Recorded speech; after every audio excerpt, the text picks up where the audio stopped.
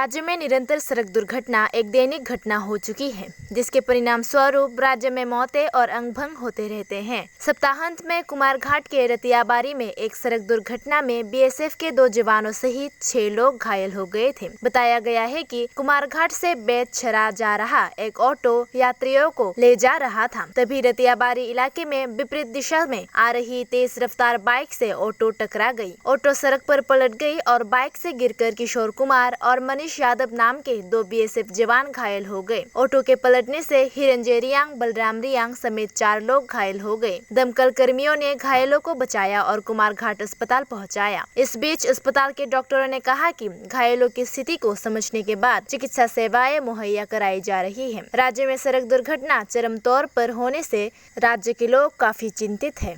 Enfield bike একটা বিএসএফে আরাম দাঁড়িয়ে ওই করে অটো একটা নিয়ে আইতাছে রুগী দেখাইবার লাগে আমাদের ডাক্তার দেওয়ার নিয়ে লেগে নিয়ে আইছিল এইখানে তো মুখামুখি সংঘর্ষ হয়েছে।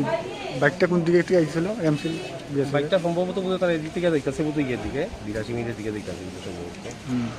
আমরা তো স্ক্রিন হওয়ার সাথে সাথে নিয়ে আইছি। মানে অটোটা কোন দিক থেকে আইতাছিল?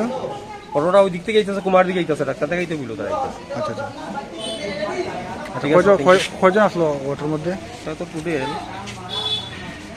5 জন 6 জন ড্রাইভার 6 জন আর তারা বাইকের মধ্যে 2 জন।